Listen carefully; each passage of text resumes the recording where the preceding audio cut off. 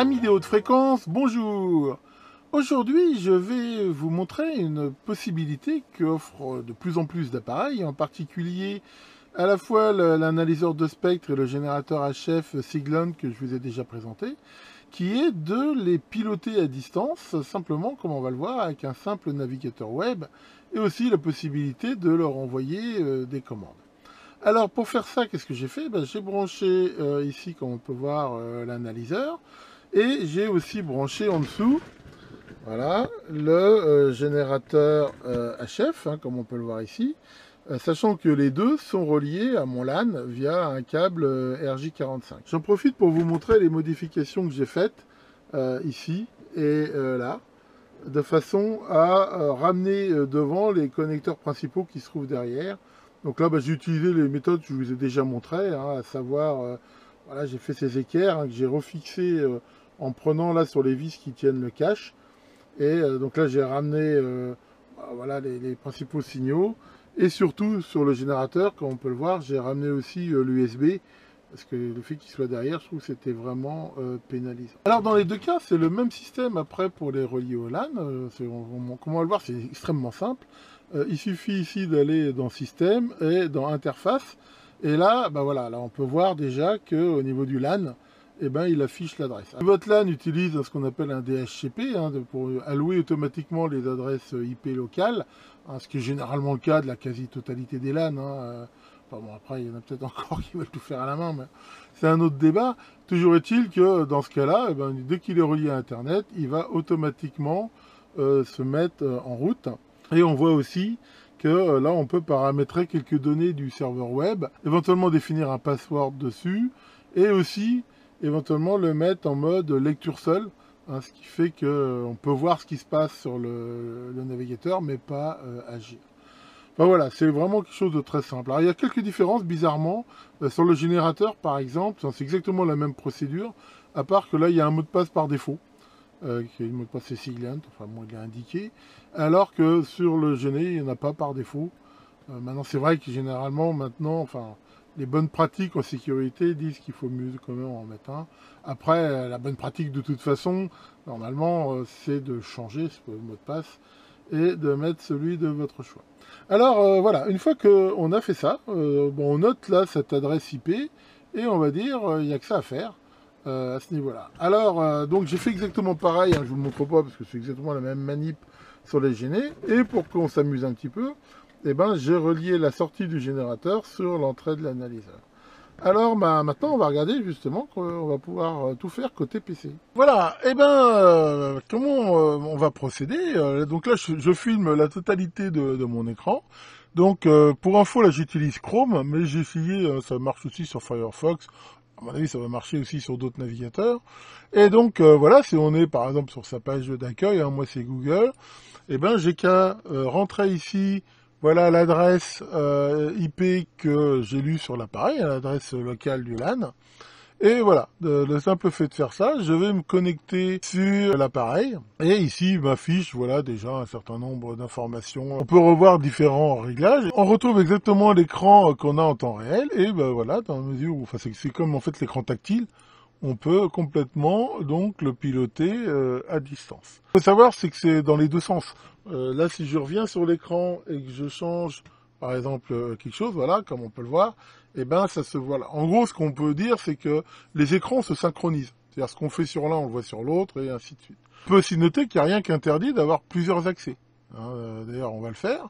Pour bien montrer ça, on peut se mettre comme ça sur plusieurs écrans, et ce qu'on peut voir, c'est que ce qu'on fait sur l'un, voilà, comme on peut le voir, se refait automatiquement sur l'autre.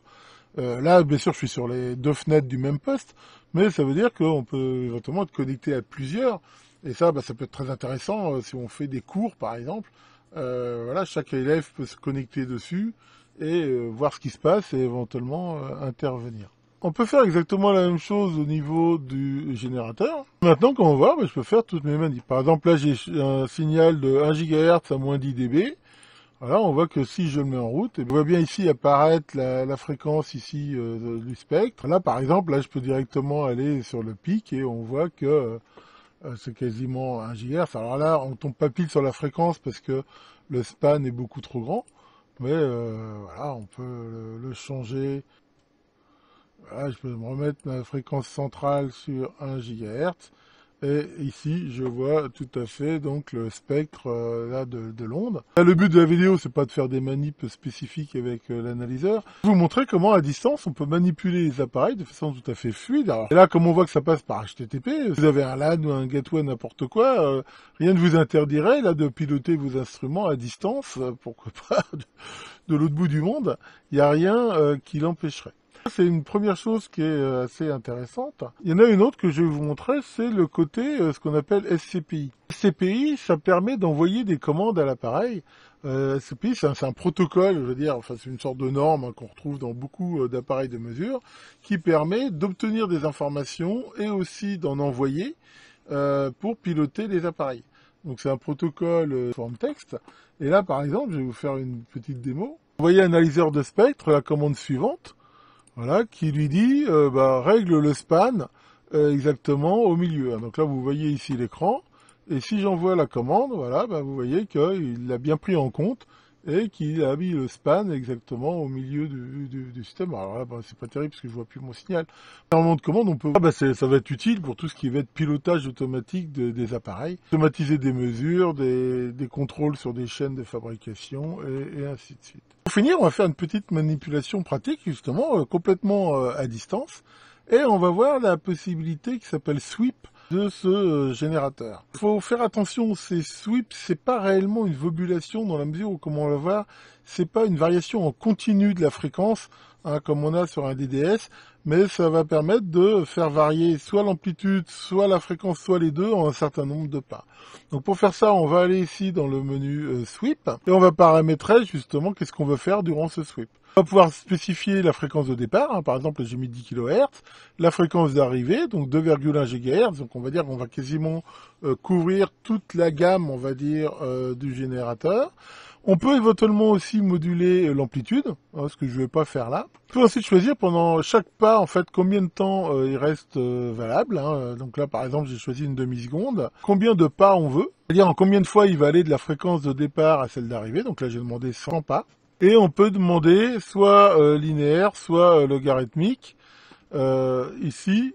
Et là, en fait, il nous montre là le pas. Hein, on voit que là, pour arriver à ça en linéaire, le pas est de 21 MHz, sachant qu'on peut aussi le faire soit dans un sens, c'est-à-dire que ça scanne du début puis ça revient au départ, soit en triangle, c'est-à-dire que ça va aller au max et revenir au min, et ainsi de suite. Donc une fois qu'on a réglé cette partie-là, qu'on dit dans quelle direction on veut le faire, et est-ce que on veut le faire en continu ou le faire qu'une fois. On va le lancer, il va faire son step et ça. Alors pour info, on peut aussi faire quelque chose qui est super sympa, éventuellement, c'est non pas de le calculer comme ça, mais donner carrément une liste de fréquences et de niveaux avec le temps. Et, alors cette liste-là, on peut l'éditer à la main, on peut l'importer, on peut la sauvegarder et après donc la jouer automatiquement. Alors ça peut aussi être sympa si on veut s'enregistrer justement des points pour tester des filtres, des choses comme ça. Et donc ensuite pour le mettre en route, il suffit de dire que voilà, je veux le lancer en disant je veux faire varier la fréquence, faire varier le niveau, on peut faire que le niveau, ou faire les deux. Donc là je vais choisir fréquence. Et voilà. Et là, ce qu'on peut regarder à l'écran de droite, c'est qu'on voit bien que voilà, le spectre là se déplace ici. Alors ça donne une impression d'un déplacement par à-coup dans la mesure où il n'y a pas de synchronisation entre les variations et le balayage de l'analyseur, ce qui fait que des fois il tombe pas forcément pile. Pour avoir quelque chose de plus smooth, il aurait fallu le faire, je veux dire, de façon peut-être avec plus, en ajoutant un temps plus long entre chaque incrément. Voilà pour cette petite présentation, hein, j'espère que ça vous aura intéressé. Alors à quoi ça sert? Le côté de pouvoir utiliser l'appareil via un navigateur, je pense que c'est sympa surtout pour ce qui va être présentation, éducation, formation, dans la mesure où là je ne vous l'ai pas montré, mais on peut très facilement se mettre en mode grand écran et si on l'enregistre, on aura je pense quelque chose de bien meilleur comme qualité que de filmer l'écran via une caméra. Ça peut être aussi super sympa pour faire des travaux pratiques dans la mesure où plusieurs intervenants gens peuvent se connecter, regarder et manipuler l'appareil comme s'ils l'avaient devant eux. Et c'est vraiment des bonnes opportunités pour apprendre. Et puis aussi, pourquoi pas, hein, comme je l'ai dit, dans la mesure où on peut très bien avoir ces appareils-là dans des systèmes de mesure, dans des labos où ils sont pas forcément facilement accessibles. Et bien là, je veux dire, voilà, d'abord éventuellement à distance, mais je dirais même de façon centralisée, ben on peut commander tous ces appareils, je veux dire, sans avoir besoin de se déplacer. Voire même dans certaines applications, les appareils de mesure peuvent être dans des endroits très inconfortables, voire même dangereux. Par exemple, avec, je sais pas, des radiations, des lasers, voilà, on peut manipuler ça au chaud tranquillement en toute sécurité. Après, il y a aussi ce côté SCPI. Voilà, il y a plein d'utilisations avec des logiciels comme LabVIEW, mais on peut aussi très facilement s'écrire soi-même dans les langages de son choix, des séquences automatisées. Pour info, hein, déjà depuis, je veux dire, un peu l'avènement de la micro-informatique, on va dire dans les années 80, de nombreux appareils de mesure étaient déjà pilotables à distance. Alors généralement, ils étaient équipés d'une interface qu'on appelle GPIB, hein, ou I3E 488, qui était un petit peu le standard. Mais depuis quelques années, on voit que cette interface est de plus en plus délaissée au profit soit d'interface série, de l'USB, ou comme on le voit, surtout au profit de TCP/IP qui est quand même plus pratique.